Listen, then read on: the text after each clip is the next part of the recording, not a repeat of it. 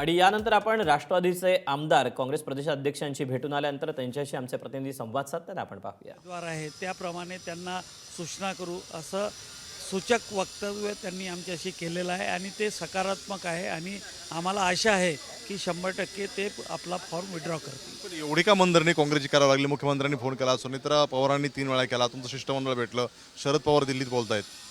शेवटी ते त्यांच्या पक्षाची राष्ट्रीय लेवलवर त्यांची जी चर्चा झालेली असेल त्याप्रमाणे त्यांनी फॉर्म भरलेला आहे आणि एखाद्या राष्ट्रीय पक्षाचा निर्णय होताना त्याला सर्वांशी चर्चा करून निर्णय घेणं गरजेचं आहे आणि त्याच्यात त्यांना तो डिले होत असेल किंवा त्यांना वेळ लागत असेल, परंतु आज जी चर्चा झाली ती 100% सकारात्मक झाली आणि आम्हाला आशा आहे की तो फॉर्म काँग्रेसचा विड्रॉ होईल असं आमचं मत आहे। पण ज्या प्रकारे पार्थ पवारांनी वक्तव्य केलं होतं त्यावरून कुठेतरी नाराजी पाहायला मिळाली होती, काँग्रेसने व्यक्त केली होती।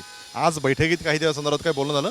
नाही, त्या संदर्भात खऱ्या अर्थानं प्रदेशाध्यक्ष सपकाळ साहेबांनी कोणताही विषय काढलेला नाही आणि समजा पार्थ पवार साहेबाचं जे काही वक्तव्य असेल त्यानंतर सुनेत्रा वहिनींनी 3 वेळ त्यांना विनंती केलेली आहे आणि त्याच्यामुळं तो प्रश्न जवळपास संपलेला आहे। शेवटचा प्रश्न, माघार घेतील असं वाटतं सगळं याच्यावरून तुम्हाला?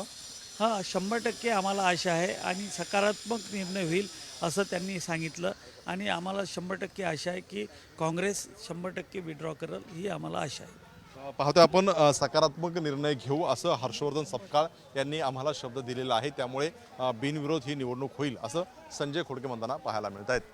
कॅमेरामन हेमंत कदम सरासुरने, एबीपी माझा, मुंबई।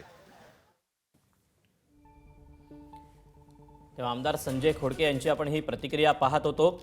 पार्थ पवारांच्या वक्तव्याचा विषय संपलेला आहे। दरम्यान हर्षवर्धन सपकाळ यांच्यासोबत सकारात्मक चर्चा झालेली आहे आणि आम्हाला निर्णय देखील तसाच अपेक्षित असल्याची प्रतिक्रिया संजय खोडके यांनी दिलेली आहे।